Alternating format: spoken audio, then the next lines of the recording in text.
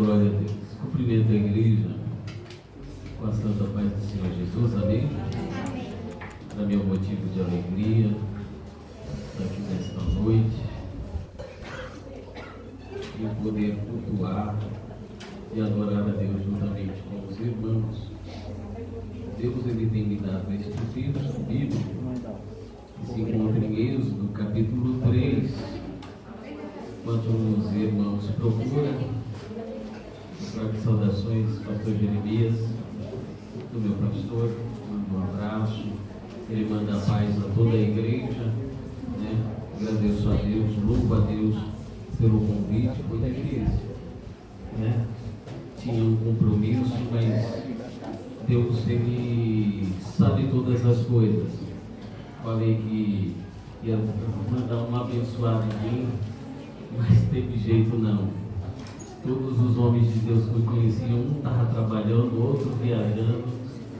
Aí, conversando com o pastor, um amigo meu, a qual ia estar lá hoje, nesta noite, ele acabou liberando também para estar aqui.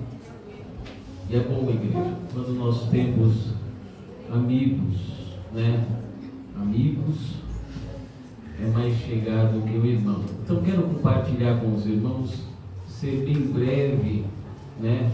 No que Deus assim tem me dado. Eu creio que Deus vai falar contigo nesta noite, como Deus já falou através do testemunho da irmã. Então, com este testemunho, nós já temos uma lição. Nós não podemos mexer no que Deus está movendo. Porque tudo que nós, quando Deus está trabalhando e nós pomos a mão, nós acabamos estragando. E quando Deus está trabalhando, Ele faz perfeito. E a bênção é boa e agradável aos nossos olhos. Êxodo capítulo 3, versículo 1 até o versículo 8, que diz assim: E apacentava Moisés o rebanho de Jetro, seu sogro, sacerdote de Midian, e levou o rebanho atrás do deserto, para o deserto, e veio ao monte de Deus, a Horebe, ou chamado Horebe. E apareceu-lhe o anjo do Senhor em uma chama de fogo, no meio de uma sarça. E olhou, e eis que a sarça ardia no fogo, e a sarça não se consumia. E Moisés disse: Agora me virarei para lá, e verei esta grande visão, porque a sarça se não queimava. E vendo o Senhor que se virava para lá a ver, bradou Deus a ele do meio da sarça e disse: Moisés, Moisés. E ele disse: Eis-me aqui. E disse: Não te chegues para cá, ou não venha para cá. Tire os teus sapatos de teus pés, porque o lugar em que está é terra santa. Disse mais: Eu sou Deus de teu pai, o Deus de Abraão, o Deus de Isaque e o Deus de Jacó. E Moisés encobriu o seu rosto, porque temeu olhar para Deus. E disse o Senhor: Tenho visto atentamente a aflição do meu povo, que está no Egito, e tenho ouvido o clamor por causa dos seus exatores ou opressores, porque conheci as suas dores. Portanto, desci para livrá-lo da mão dos egípcios e para fazê-lo subir da terra a uma terra boa, larga, a uma terra que mana leite e mel, a um lugar dos cananeus, dos heteus e dos amorreus e dos fariseus e dos heveus e dos jebuseus. O verso 9: E agora eis que o clamor dos filhos de Israel chegou a mim, e também tenho visto a opressão com que os egípcios os oprimem. Amém? Pode tomar os vossos assentos, glorificando, enaltecendo o nome do Senhor. Se a gente fôssemos dar, igreja, tema, né, a este texto lido, primeiro temos que nós chegamos é um chamado de Deus para com Moisés. O segundo é Deus fala com Moisés através do fogo. E o terceiro, igreja, do versículo 7 ao 8, nós podemos ver o intitular: Deus viu, Deus ouviu e Deus desceu para livrar. Do mesmo jeito que Deus viu a opressão do seu povo, o povo que ele escolheu, Deus ouviu a oração do seu povo naquele momento de aflição, e Deus, ele desceu, apesar de escolher Moisés como libertador do povo, Deus desceu para libertar o povo com mão forte. Então nós vemos, igreja, e entendemos que o Deus a qual nós servimos, ele é poderoso. Foi falado aqui através do Espírito Santo. Francis Chan vai escrever a respeito do Deus esquecido. Este Deus esquecido é o Espírito Santo. Muitas das vezes nós não damos o devido valor à pessoa do Espírito de Deus. Existem vários atributos: o Consolador, o grande eu sou, o Deus verdadeiro, o Espírito da verdade, aquele que nos consola em tempos difíceis, em tempos de amargura, aquele que intercede com gemidos inexprimíveis. Por isso que muitas das vezes nós não sabemos orar, mas o Espírito intercede com gemidos. Estava meditando, igreja, a gente vai folhando, vai pegando, e nós vemos no capítulo 1 a respeito dos descendentes de Jacó. Nós vemos que o momento difícil do povo hebreu, do povo escolhido por Deus, vem as suas tribos, vem os seus filhos, todos eles vão parar no cativeiro. A soma da genealogia de Jacó soma-se em 70 almas, 70 pessoas, 70 da sua parentela. Nós vemos que José estava no Egito. Nós vemos que surge um novo faraó que não conhece a história de José, que não conhece a intimidade ou a revelação que Deus deu para José para conduzir um país que ia entrar numa crise terrível. 3 anos e meio de bênção, mais 3 anos ou seja, 7 de bênção, mais 7 de bonança ou de crise. Ou seja, a fome ia tomar o lugar daquele país, daquela nação, mas Deus sempre vai procurar uma pessoa que esteja na brecha. E Deus não precisa de muito, igreja. Deus precisa de um. Através de uma vida, Deus salva uma nação, Deus salva um país. E oxalá seja eu e você que esteja nesta brecha, para que Deus possa usar para salvar a nossa nação. Eu te garanto, sem medo de errar, presidente nenhum salva a nação. Homem nenhum, mulher nenhum tem a capacidade e o poder de salvar. Nós vemos 2 países em guerra, e nós vemos a crise que se alojou em pouco tempo. Combustível, alimento, tudo sobe. Mas quando Deus está no controle, eu te garanto que nem diz o meu amigo e meu pastor Eliezer, sem medo de errar, Deus cuida. Nós vemos o texto do capítulo 1. O faraó não conhecia José, não conhecia o legado, não conhecia a história, não conhecia as marcas que esse grande homem escolhido por Deus deixou no Egito.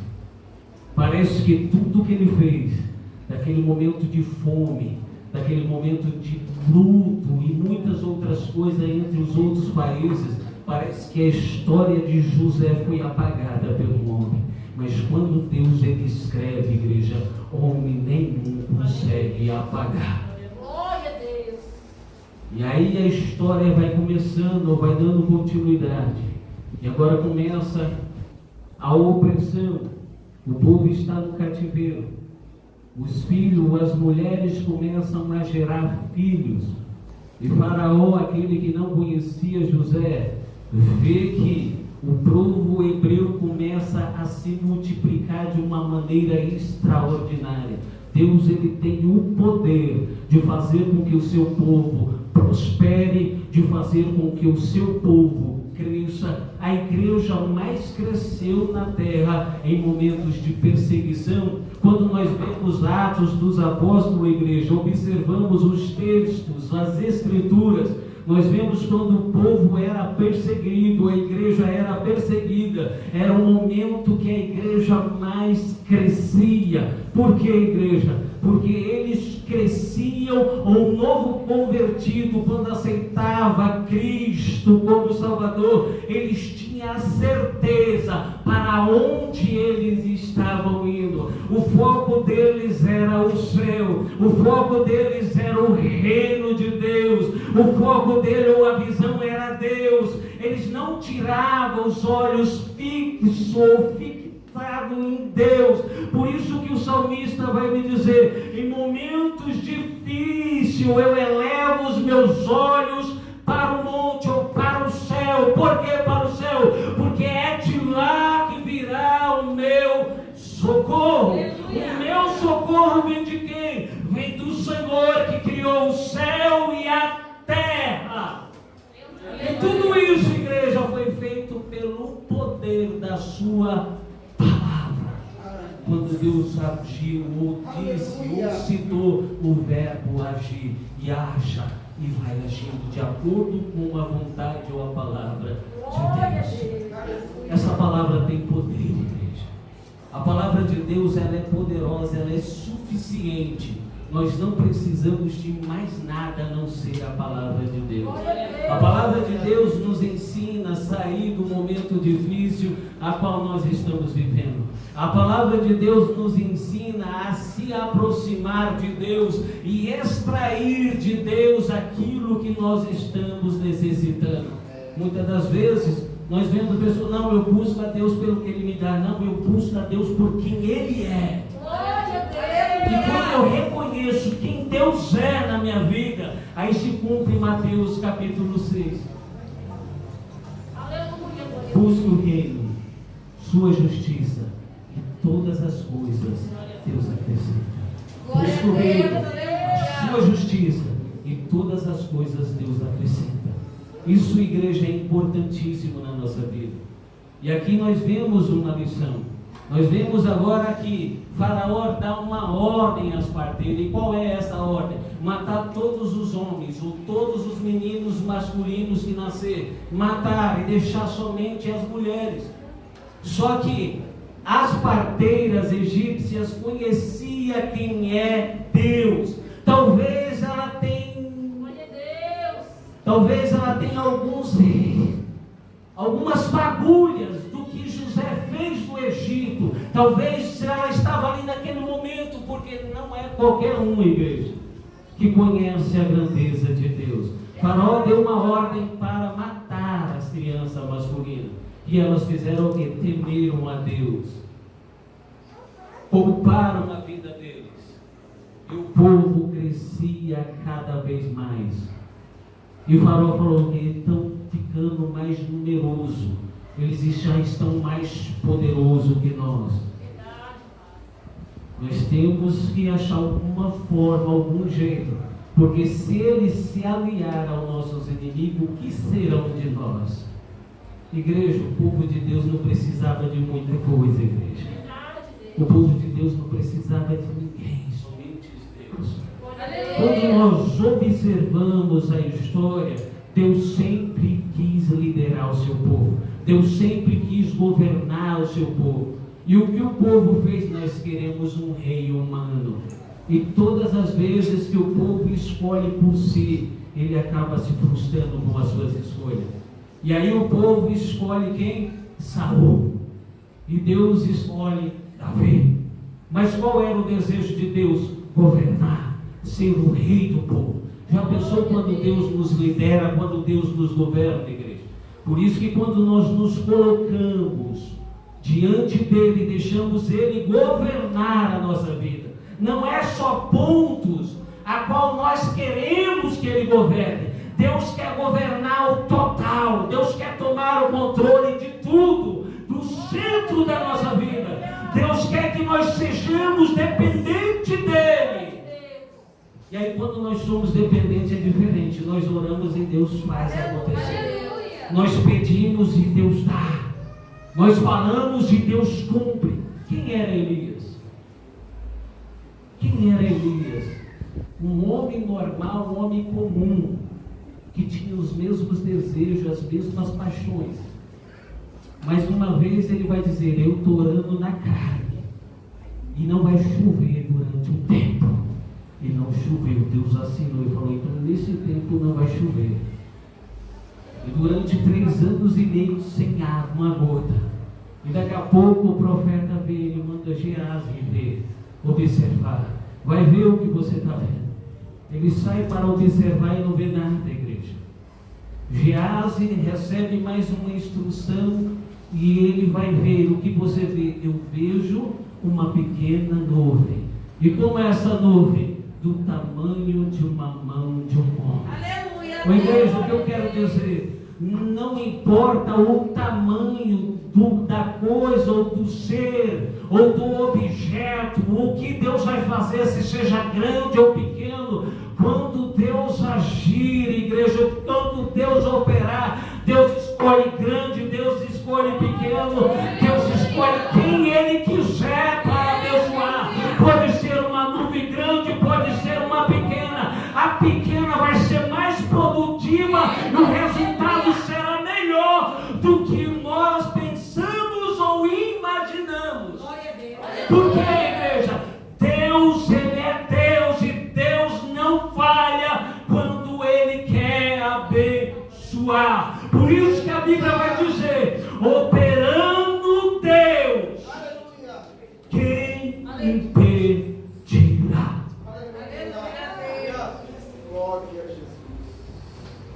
As mulheres, ela oculta as crianças da morte, ou seja, poupou a vida de pessoas inocentes. Hoje nós vemos leis favorecendo o aborto. O texto bíblico em Êxodo, capítulo 20, vai dizer a respeito de matar. Não matarás. É uma vida, igreja. Imagine você pegar um ser inocente e tirar, abortar. O apóstolo Paulo vai falar desse abortivo. Ou seja, o abortivo é quando você é forçado a nascer. Paulo diz assim no Evangelho: eu passei por um abortivo. Eu fui forçado a nascer para o reino de Deus.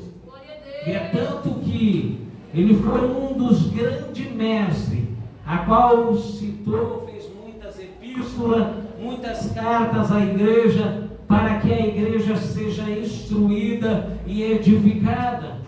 Por isso que nós vemos em muitas das vezes ele dizer: seja meus imitadores.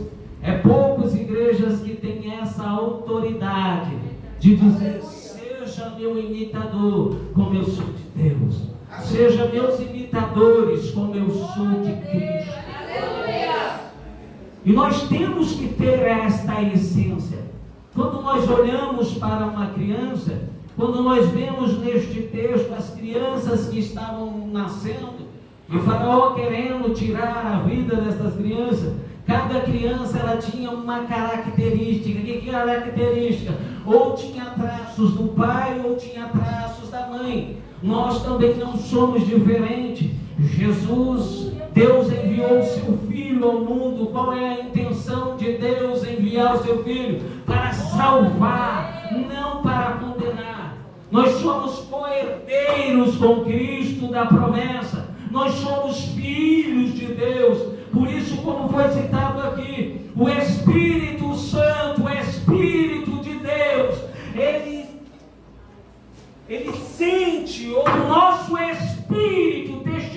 harmonia com o Espírito de Deus, que eu e você somos filhos e filhas de Deus, ou seja, nós somos herdeiros da promessa.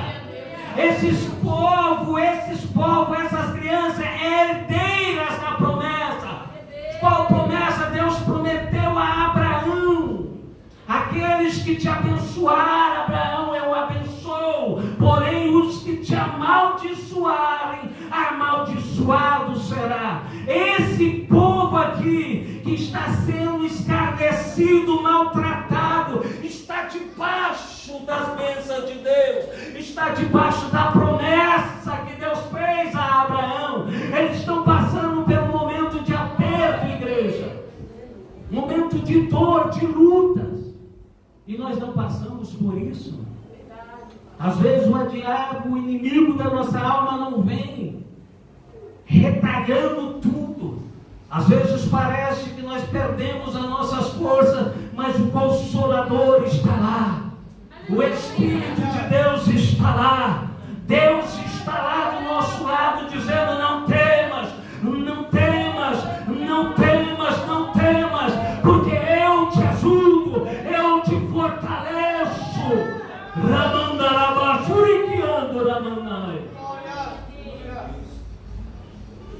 E as parteiras é inteligente. Deus, ele começa a interagir com ela. E quando o faraó chama elas, diz: não, as hebreias, elas são diferenciadas, são mais diferentes do que as mulheres que nós temos aqui, as mulheres egípcias. Quando nós pensamos em fazer o parto, ela já fez primeiro, antes da gente chegar. E aquilo perturbou ele. Aquilo ali perturbou a igreja, porque ele não estava conseguindo resultado no que ele queria. Ele veio para matar.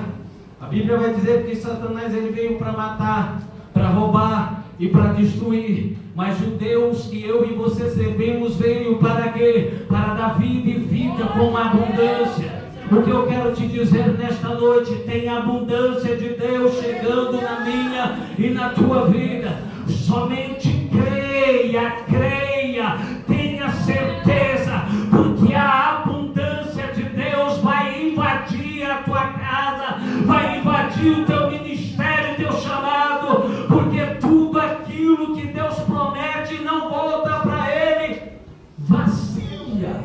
Ou seja, as promessas de Deus não voltam antes de se cumprir o que Ele ordenou que seja feito na minha e na tua vida. Agora nasce Moisés neste cenário. Neste cenário Moisés nasce, igreja. E agora a tática muda. Crianças pequenas que tiver, mata. Só deixa as meninas. Quantas crianças morreram neste momento por causa de capricho humano? Mas Deus está lá, Deus escolheu. E quem Deus escolhe, igreja, dificilmente vai passar pela moinha. E se passar, ou se estiver na prova e foi Deus que permitiu, continue dando glória, continue adorando Ele, porque esta prova vai passar mais cedo e mais tarde. E nela nós não estamos sozinhos. Como diz o profeta Isaías, no capítulo 41, versículo 13: eis que eu te tomo pela tua mão direita e te digo: não temas, porque eu te ajudo. Então tem a ajuda de Deus. Só basta nós ficarmos com os nossos olhos fixos no Senhor, esperar que Deus, Ele opere ao meu e ao teu favor. Então Deus levanta Moisés. O povo, igreja, passa pelo período de oração por causa da opressão. Mas se você for analisar a história, quando você entra em Gênesis, o povo parou lá por causa de rebeldia, porque não obedeceram a palavra de Deus. E 90%, quando o povo é oprimido, vai parar no Egito, na Babilônia, tudo foi por rebeldia ou desobediência à palavra. Deus fala para ele ir e ele prefere ficar ao voltar, não obedecer, mas Deus, Ele nos chama nesta noite para obedecer a sua palavra. E quando nós obedecemos a palavra do Senhor, mais Deus, Ele prospera o meu e o teu caminho. Não quero aqui nesta noite, igreja, te prometer riquezas, não, mas eu quero te prometer que Deus, Ele vai operar ou agir por você, e aqueles que estão de fora contemplarão o grande livramento que Deus te dará. Deus, Ele é poderoso, igreja. Aqui nós entramos no capítulo 3. Nós vemos Moisés trabalhando, cuidando de ovelhas no deserto. O que eu quero te dizer, dificilmente Deus vai chamar desocupado para fazer alguma coisa em prol do reino. Todo homem e mulher que estava operante na obra de Deus estava fazendo algo. Moisés estava cuidando de ovelha, Gideão estava largando trigo lá na moinha, cuidando, trabalhando. E neste cuidar, igreja, às vezes vem um teste. Gideão olhava para Deus, se o Senhor vai me livrar o povo através de mim, eu quero que este algodão fique seco na neblina da noite. E ele vê lá o algodão seco. Se o Senhor vai livrar o povo através de mim, eu sou o menorzinho da casa do meu pai, que este algodão esteja encharcado de água. O algodão estava com água. Quem Deus escolhe, Deus não erra, igreja, nas suas escolhas. Nós que muitas das vezes erramos com as nossas escolhas. Então, tudo que você for fazer, ponha Deus na frente. É um emprego, ponha Deus na frente. Aí, irmã, nós vemos um testemunho. Deus estava na frente e Deus abençoou tudo. Trabalha 2 e fica 3 de home office, casa. Por que, igreja? Deus faz isso com seu filho e com sua filha. Deus tem prazer de nos abençoar. A Bíblia vai dizer que Deus nos colocou por cabeça, mas não por cauda.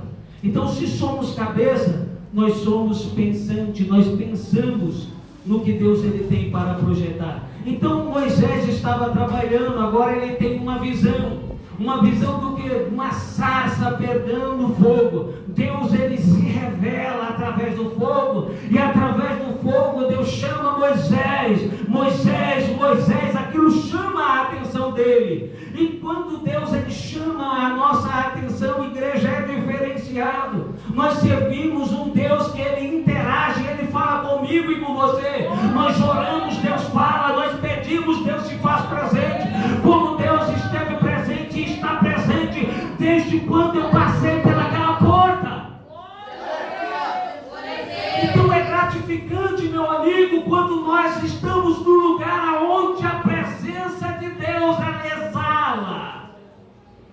Eu não preciso dizer para o meu, faz isso ou faz aquilo, não. Sinta a presença dEle, tenha intimidade com Ele. Quando Deus apareceu para Moisés numa teofania, numa visão, Deus estava trazendo Moisés, ou seja, Deus estava trazendo Moisés para ser íntimo, para ser mais próximo de Deus. E não é diferente hoje.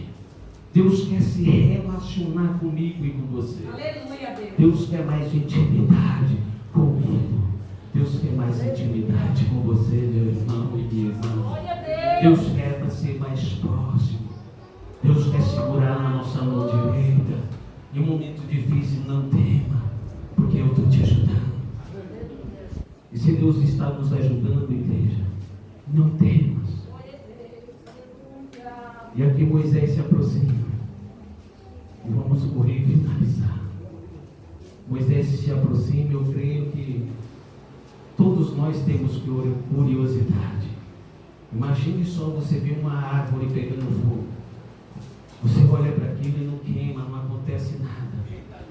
Quando nós olhamos para esse texto, automaticamente nós vemos Cedraque, Medraque e Abednego dentro de uma fornalha. Aqui eram gravetos pegando fogo. E aquilo chamou a atenção de Moisés. Imagina que Mesaque e Abednego dentro do fogo. E o quarto homem de mão dada ali. E o fogo não queimava um fio do cabelo deles. E o rei de fora observando. Espera aí, quem foi? Nós não lançamos 3 Por que tem mais um lá no meio? Porque Deus cuida dos seus, igreja. Quando o homem intenta o mal, Deus está do lado para livrar ele de todo o mal. Deus faz isso comigo, Deus faz isso com você. Pode o nosso adversário se levantar, mas não vai acontecer nada, porque quem está do meu lado, quem está do teu lado é Deus. Ramandalaba, Shurikiando, Ramandai, Xerecanta, Ramandu Nagashi, Torei, Naramanagashi. Deus estava lá na fornalha. Deus estava lá na sarça ardente. Deus estava lá quando o povo estava sendo oprimido. Por isso que no versículo 7 vai dizer assim: eu tenho visto a aflição do meu povo. Deus está observando o que tu está passando. Deus está observando o seu dia a dia. Deus está observando quem te oprime, quem te machuca. E Deus ouve a tua oração. Olha só. E tem ouvido o clamor por causa dos seus opressores, por causa dos seus perseguidores, porque conheci as suas dores. Ô igreja, tem dia que ninguém sabe o que nós estamos passando.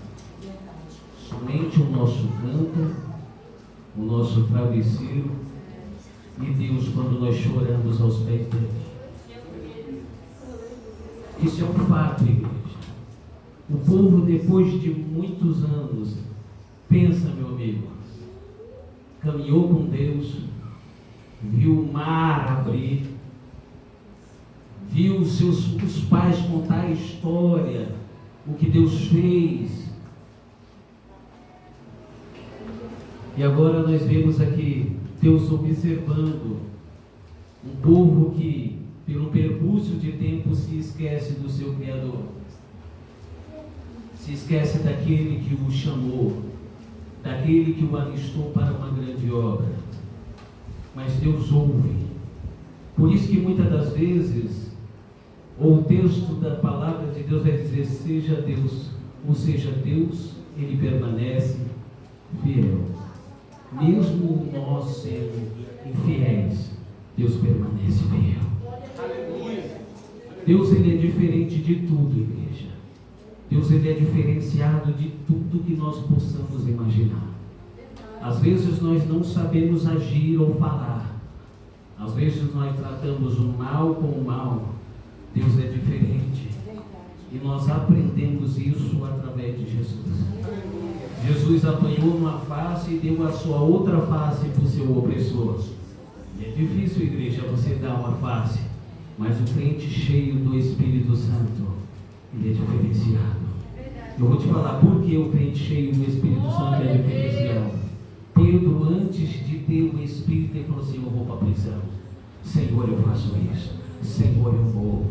Aí Jesus falou: olha, hoje mesmo você vai me negar. Antes que o galo cante 3 vezes. Já pensou, igreja? Mas Jesus não deixou somente essas palavras, mas Jesus disse: mas Pedro, quando você se converter, tudo isso que você está falando vai acontecer na sua vida. A sua vida será ceifada por amor. Segundo o historiador ou a história vai dizer que ele morreu crucificado de cabeça para baixo, porque ele não quis ser crucificado como seu Senhor. Eu não sou digno de morrer como ele. Me crucifica de cabeça para baixo. Cheio do Espírito Santo é diferente, igreja. Nós não tememos a morte, não tememos nada, porque nós temos certeza para onde nós vamos. O povo aqui não tinha certeza. A única certeza que ele tinha era a opressão. Mas no versículo 8 vai dizer assim: e aí Deus, porque desci para livrá-los da mão dos egípcios e para fazer subir daquela terra para uma terra boa. E aí eu quero encerrar. Eu não sei o que está acontecendo dentro da tua casa. Eu não sei o que está acontecendo nas suas vidas. Mas uma coisa eu quero te deixar registrado aqui nesta noite. De Deus, igreja. Deus, Ele viu.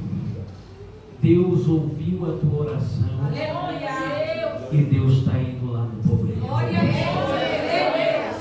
Não é amanhã não. Deus está indo hoje. Eu creio, Jesus. E a mão de Deus, ela é forte, é poderosa. Glória a Deus.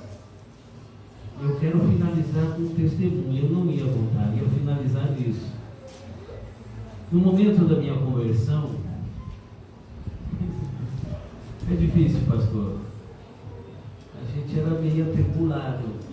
Crente, a pessoa que não tem Deus é atribulado, igreja. Eu sempre parecia Paulo, opositor da igreja. Os irmãos me chamavam, eu conheci muito. Louvo a Deus pela vida deles hoje. Pastores intercederam pela minha vida. Choraram por mim. E era pedrada a igreja, que a gente retribuía o amor a qual eles tinham pela nossa vida. O que eu quero falar, muitas das vezes a gente não sabemos retribuir o amor que as pessoas têm por nós. Glória a Deus. Às vezes tem jeitos diferentes de compartilhar, o gostar, o amar. E às vezes nós somos mais diferentes ainda em compartilhar como nós amamos. E aí Deus, Ele fez um rebuliço na minha vida. Eu estava numa balada. E pensa numa senhora dos cabelos brancos e pensa num jovem atribulado.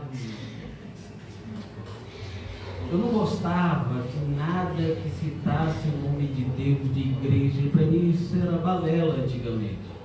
Mas pensa numa senhora usada e cheia de Deus. A mulher, eu não sei de onde saiu aquela serva do Deus Altíssimo. A mulher era ousada, igreja. A mulher, ela passou um monte de gente, eu só vendo ela passar, a mulher voltou e socou o dedo dentro da minha cara. E não era qualquer um não que colocasse o dedo no meu rosto. Não podia ser homem, podia ser mulher, podia ser o que for. Mas pegou e quando ela pôs o dedo, eu já fiquei bravo. Mas quando ela abriu a boca e começou a falar, a brabeza murchou, a raiva murchou, o medo tomou conta, o medo ou o temor. Falou, Deus está fechando a tua sepultura hoje.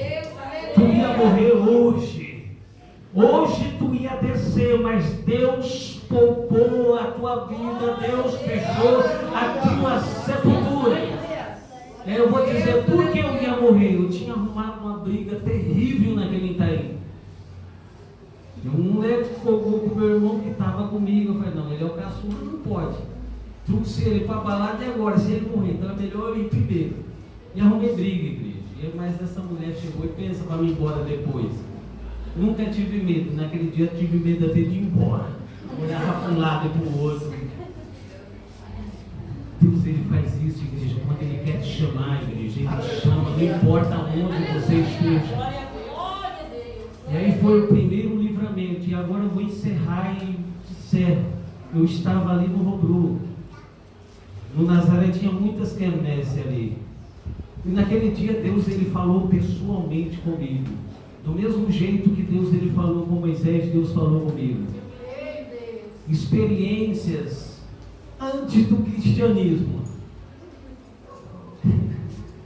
E aí Deus, Ele falou comigo. Estava na balada, estava embriagado. Tudo de ruim estava acontecendo na minha vida ali. E aí Deus vai falar, sai daqui. E aquele negócio do meu consciente, sai daqui. Sai daqui. Senão você vai morrer. Sai daqui. E aí, e hoje, um amigo meu que estava ali hoje, graças a Deus, está na igreja também. Eu falei, rapaz, eu vou embora. Você dá risada, né, igreja? Mas pensa o perreio que estava passando. Sai daqui, que você vai morrer. Eu falei para o irmão, era muito amigo meu, era como um irmão mesmo de sangue. Eu falei, eu vou embora. Falei, pra quê? meia-noite uma criança, parecia ela era criança ou não sei, mas eu vou embora. Fui embora, gente. O que aconteceu? No mesmo lugar onde eu estava, um amigo meu morreu por causa de um pisão, um simples pisão no pé. Aquele era para ser eu, igreja. Porque eu ia pisar no pé também. O rapaz ia afogar comigo, eu conhecia também, ele era afogado. Aí ele ficou por essa. Vou pro Nazaré, Eteupina, nós estávamos no meio de Marimbondo. Felizmente a vida de um amigo meu foi ceifada. E poderia ter sido eu. Então você vê, igreja, que Deus, quando tem pessoas orando por nós, Deus ele está presente. Não desiste de orar. Não desiste de interceder. Ore, clama, interceda. Ah, mas está difícil, ele é rebelde, ele não vem. Ora até ele vir, igreja. Sabe qual é o nosso mal? Agora é uma lição para mim e você.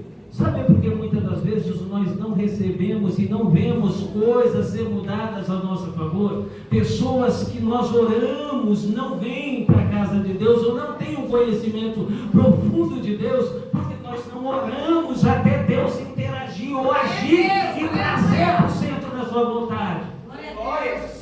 E aí você diz, então quando eu devo parar de orar por ele? Até ele chegar a vir ser batizado com o Espírito Santo, ter intimidade com Deus, fazer a vontade de Deus, aí você cessa.